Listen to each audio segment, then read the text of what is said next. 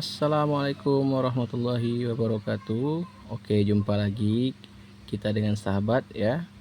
Kali ini kita masih melanjutkan buku dari kelas 7, yaitu mata pelajaran ilmu pengetahuan sosial yang sudah kurikulum merdeka ya.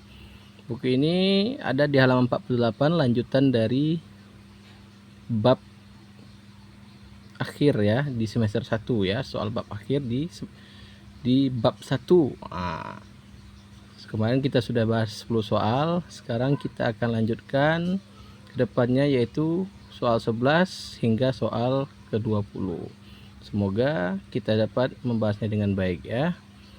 Kita lanjut di soal nomor 11, ya ini masih dalam proses sosialisasi ya.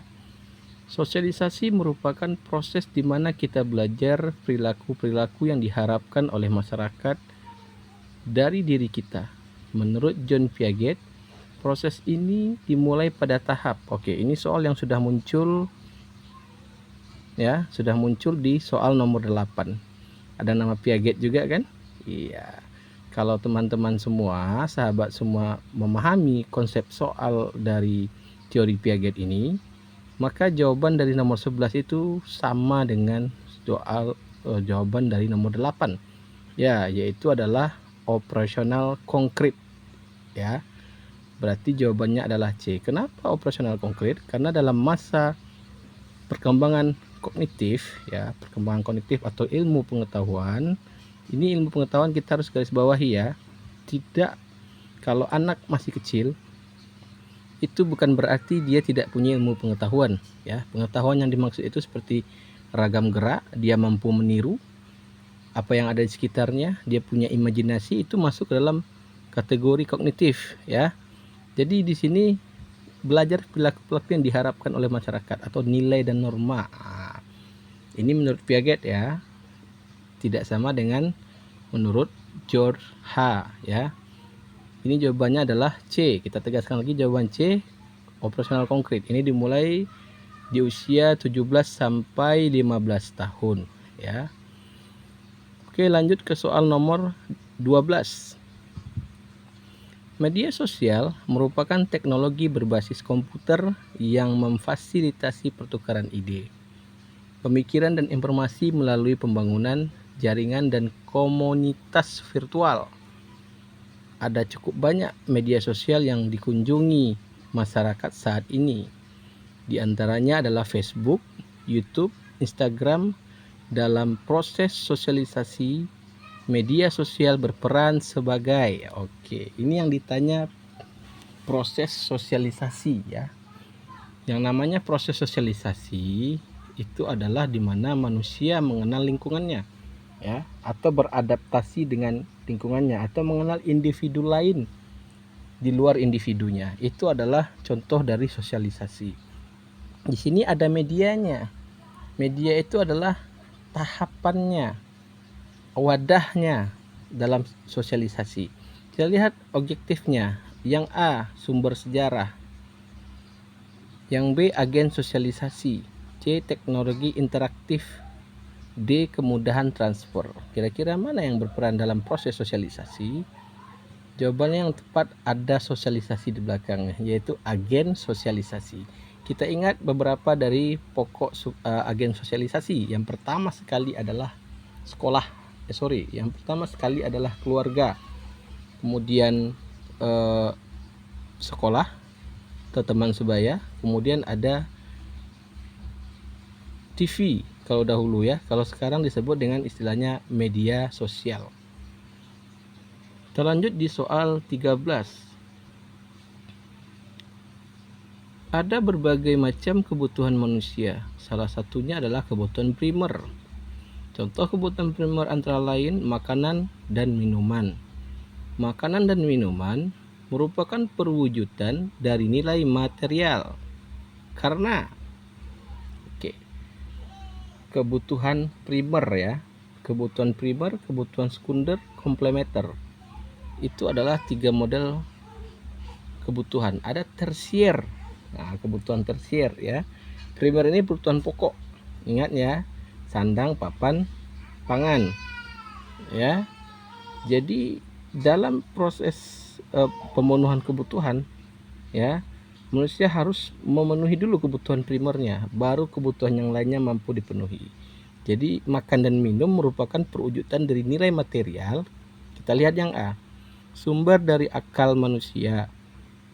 B, bersumber pada kodrat manusia. C, berguna bagi unsur fisik manusia. D, berguna untuk melakukan aktivitas. Jadi kalau kita makan, kita minum, bisa nggak untuk beraktivitas? Tentu saja jawabannya bisa. Tanpa makan dan minum kita tidak akan mampu melakukan aktivitas, tidak mampu melakukan bertahan hidup atau survive, ya. Jadi maka jawaban yang tepat adalah D, berguna untuk melakukan aktivitas. 14 ya, kita lanjutkan. Edo akan pergi jalan-jalan sebelum keluar rumah. Edo berpamitan dan mencium tangan kedua orang tuanya. Berdasarkan ilustrasi ini, Edo telah menerapkan norma. Ya, norma ya, yang di sini ditanya adalah norma. A, agama. B, hukum. C, kesusilaan. D, kesopanan. Kita lihat dulu salah satu-satu dari pengertian norma ini ya. Norma itu aturan yang berlaku di suatu masyarakat. Ada norma itu yang mengikat, ada norma itu yang bersanksi seperti larangan. Ada norma itu yang memang ada hukum tegasnya. Tapi yang namanya norma adalah aturan ya. Yang aturan agama. Mungkin kalau kita belajar agama, di semua agama itu mencium tangan orang tua itu termasuk ke dalam kategori anak yang baik ya, anak yang baik ya. Dan dalam norma agama itu ada yang namanya adaptasi atau akulturasi kebiasaan dari masyarakat tertentu agar agama pun mampu disalurkan ya. Banyak media penyaluran sebuah penyebaran agama ya di sini ya. Berarti norma agama ada akulturasi dengan norma-norma adat.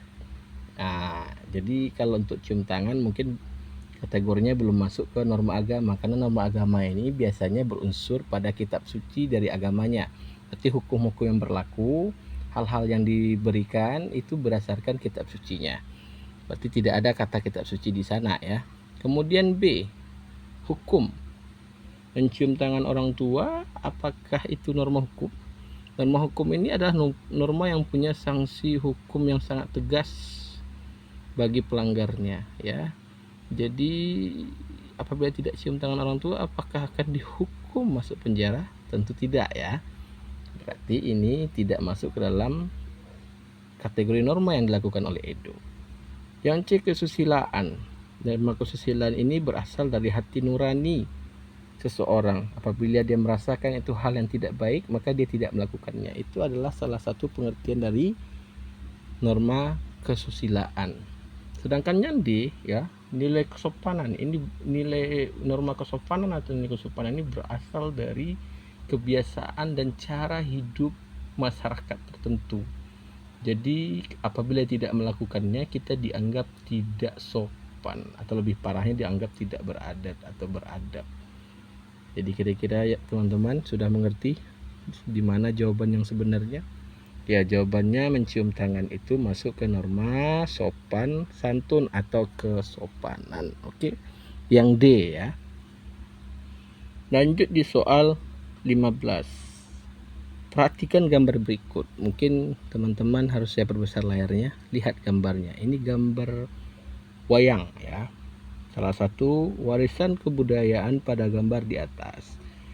Cukup berperan dalam proses sosialisasi karena ya banyak kita tahu nih, kalau kita belajar IPS kita tahu bahwa wayang juga salah satu media untuk penyebaran agama Islam di Nusantara ya.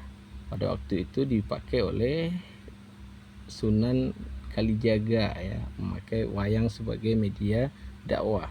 Ini adalah proses sosialisasi. A, memiliki fungsi tertentu. B, mempunyai logika tersendiri. C, menggambarkan nilai-nilai sosial. dimiliki bersama masyarakat tertentu. Apa sih peran dari warisan kebudayaan?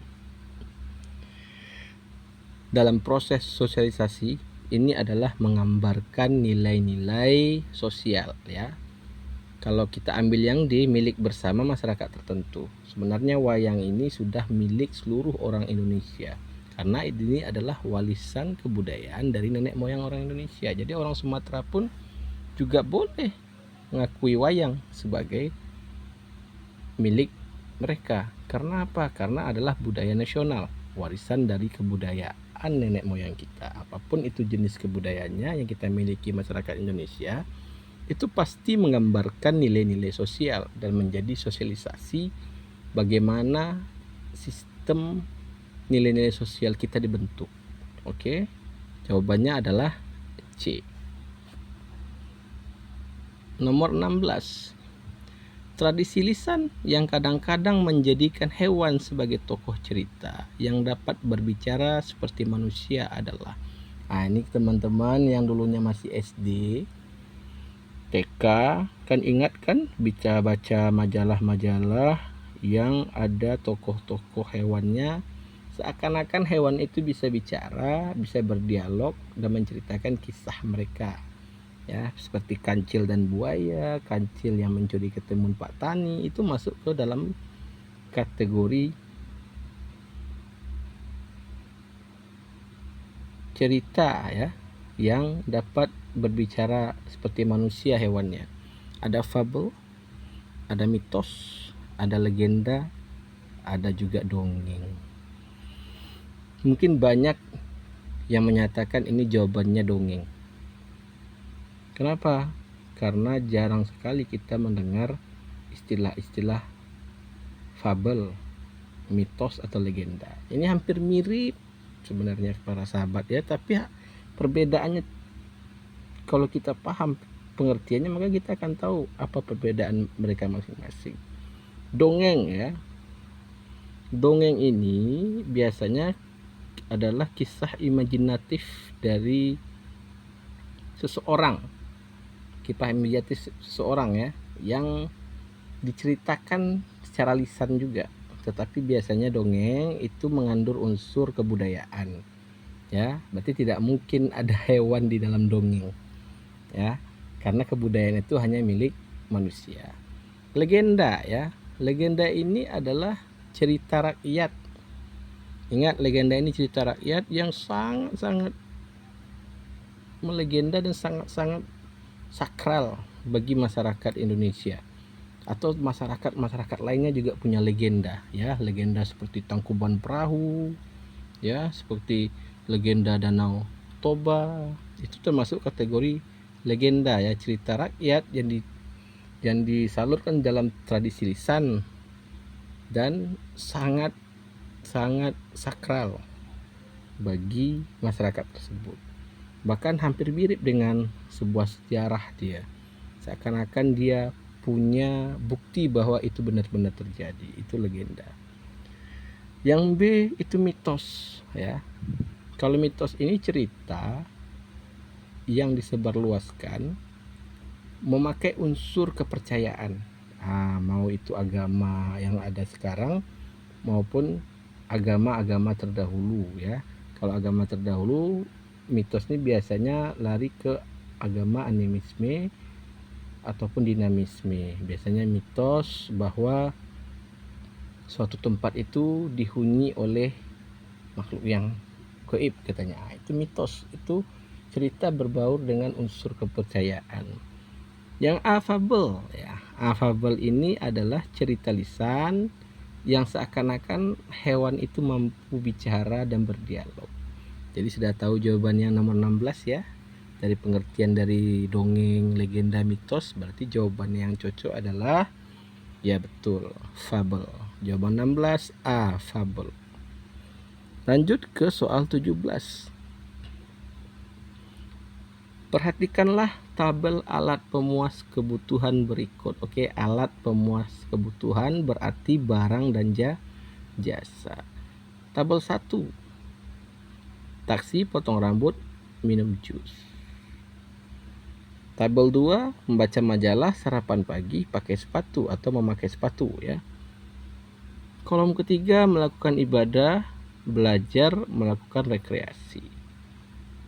Tabel keempat, berolahraga, minum obat, memiliki telepon genggam. Saya ulangi. Tabel keempat, berolahraga, meminum obat, memiliki telepon genggam. Apa sih pertanyaannya? Berdasarkan sifatnya, contoh pemuas kebutuhan rohani terdapat pada kolom. Oke, rohani itu lebih ke arah batin ya. Tidak konkret, jadi abstrak ya. Ibadah itu juga masuk ke dalam rohani.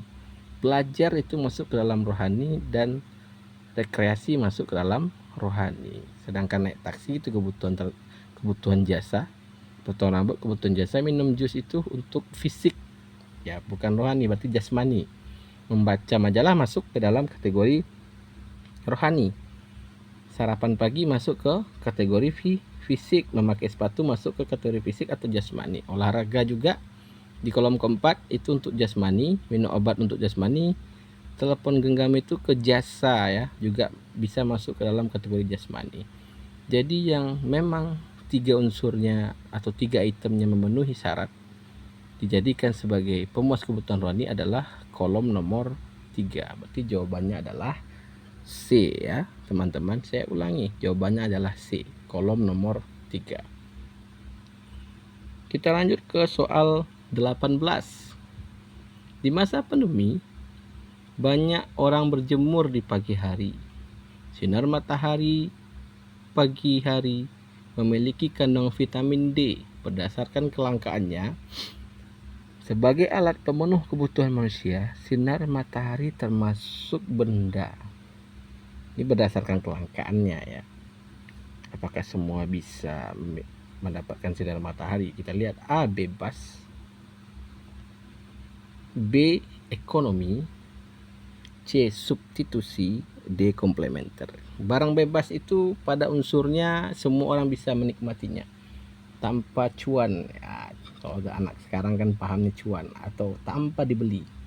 Bebas. Matahari bisa kita beli nggak sinarnya? Ya, matahari, air, udara itu tidak masuk kategori barang ekonomi sebenarnya. Tetapi kita lihat di narasi soal ya, kalau sinar matahari mengandung vitamin D di sini, bukan kalau ya, bahwa sinar matahari mengandung vitamin D.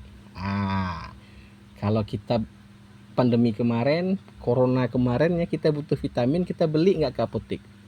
Kita beli ke toko obat gitu kan. Berarti itu adalah benda apa? Benda apa kira-kira? Saya kasih bayangan di situ. Jadi daripada beli ke apotek, ada nih sinar matahari. Berarti matahari tidak masuk lagi di kategori benda bebas ya, karena dia mengandung unsur vitamin dalam narasi soal ini. Ekonomi, apakah akan dibeli sinar matahari kalau kita membutuhkan vitamin D? Tentu tidak ada juga saya mendengar orang membeli sinar matahari ya pada masa pandemi itu ya. Benda substitusi. Substitusi ini bagi yang laki-laki ini paham ini. Substitution, biasanya yang nonton pertandingan sepak bola, berarti benda pengganti. Yang D, komplementer, ini pelengkap. Kalau pelengkap ini misalnya buku tidak akan lengkap tanpa alat tulis. Pena ataupun pensil atau spidol tidak akan lengkap tanpa adanya papan tulis. Bisa seperti itu ya. Berarti di sini yang cocok itu adalah sebagai pemenuh kebutuhan manusia, termasuk benda substitusi. Jadi ini adalah benda substitusi ya, benda pengganti daripada membeli ke apotek. Kita keluar pandemi, kita ada lockdown, maka dipakailah sinar matahari itu sebagai benda substitusi atau benda pengganti. Kita lanjut di soal nomor 19 ya. Agak belibet saya ini. Perhatikan kedua gambar berikut ini. Ini gambar orang dengan profesinya masing-masing ya. Dari kedua gambar di atas dapat ditarik kesimpulan bahwa kebutuhan manusia dipengaruhi oleh faktor A, tempat tinggal, B, pendidikan, C, pendapatan, D, selera. Apakah di sini kita melihat sebuah selera? Apakah di gambar 2 ini kita melihat sebuah pendapatan? Apakah kita melihat di sini ada sebuah pendidikan, ya, faktor pendidikan, atau ini tempat tinggal, ya kan? Kalau saya melihatnya di sini, tidak mungkin rasanya seorang nelayan tinggalnya di kota. Yang notabene kota itu adalah pusat industri, ya. Dan sebenarnya kalau di kota itu masyarakatnya adalah bekerjanya berdagang, banyak yang kantoran, berbagai profesi ada di kota, ya. Kalau mau jadi nelayan tentu harus tinggalnya di tempat di tepi laut ataupun di pesisir sungai. Kemudian gambar kedua ini adalah petani bersawah sebetulnya, ya. Ya karena ada air, ada lumpur, berarti kita kondisikan ini adalah sawah. Biasanya petani ini tinggalnya tentu di daerah persawahan juga. Maka yang mempengaruhi kebutuhan manusia ini dipengaruhi oleh faktor tempat tinggal. Oke, nomor 19 kita kunci jawabannya adalah A, tempat tinggal. Kita lanjut ke soal 20 ya. Nomor 20. Perhatikan gambar berikut ini. Ada 3 model grafik di sini, ya. Saling melengkapi. Kita lihat ada panah ke atas ke bawah, berarti yang A memberi, yang B juga memberi. Kemudian kesempatan antara. Ini ada semacam distribusi yang harus dilakukan. Dari B ke C dulu baru sampai di A. Berarti tidak ada saling melengkapinya, karena hanya B yang mampu melengkapi A dan hanya C juga yang mampu melakukan penyaluran ke A. Berarti mereka ini levelnya di kesempatan antara, ya.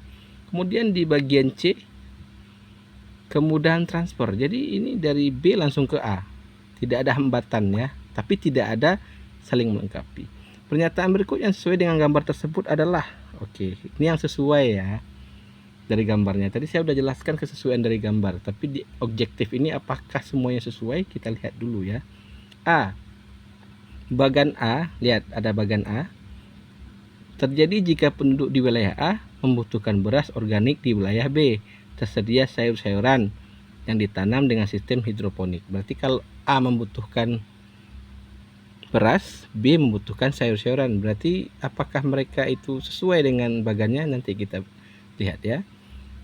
Kemudian yang B, bagan B terjadi ketika penduduk wilayah B yang selama ini membeli beras ke wilayah B beralih ke wilayah Oke, saya ulangi. Bagan B terjadi ketika penduduk wilayah B yang selama ini membeli beras ke wilayah B beralih memberi beras ke wilayah C karena dirasa lebih aman. Kalau dilihat dari bagan B, sepertinya B tidak membeli ke B, B malah mendistribusikan dari C ke A, A yang mendistribusikan, ya. Kita lihat di bagian C juga option C, ya, opsional C. Bagian C terjadi ketika penduduk di wilayah A membutuhkan ikan laut segar, pergi membeli ikan laut ke pelelangan ikan laut, meskipun sarana transportasi buruk. Di sini tidak ada kategori transportasi buruk. Di C malah disebutkan bahwa kemudahan transfer, berarti tidak ada kendala transportasi. Sedangkan yang D, A, bagan A dan bagan C menjelaskan alasan terjadinya pola persebaran penampakan alam dan interaksi antar ruang yang terjadi di permukaan bumi. Kira-kira mana jawaban yang pas? Oke, saya lebih condong ke jawaban yang D, ya teman-teman, ya, karena dia meliputi merangkum 3 bagan ini menjadi 2 bagan yang tidak ada, artinya itu ada interaksi yang baik, ya. Sementara kalau untuk A itu hanya ada di bagian A saja. Jadi pernyataan yang cocok menurut saya di sini adalah yang D. Bagian A dan bagian C menjelaskan alasan terjadinya pola persebaran penampakan alam dan interaksi antar ruang yang terjadi di permukaan bumi. Oke, kita kunci jawabannya D, ya. Oke, baik teman-teman. Sekian dulu untuk pembahasan hari ini, ya. Apabila ada yang kurang saya mohon dimaafkan. Apabila ada teman-teman yang tahu jawaban yang lebih tepat lagi dan menurut teman-teman punya referensi yang baik, kita menerimanya di kolom komentar, ya. Kita saling belajar di sini, kita saling sharing, ya. Oke, terima kasih. Sampai jumpa lagi di part selanjutnya. Kita akan mencoba membahas soal B ya, yang juga masih soal di bab 1 atau bab akhirnya ya. Sekian dulu, sampai jumpa lagi. Assalamualaikum warahmatullahi wabarakatuh.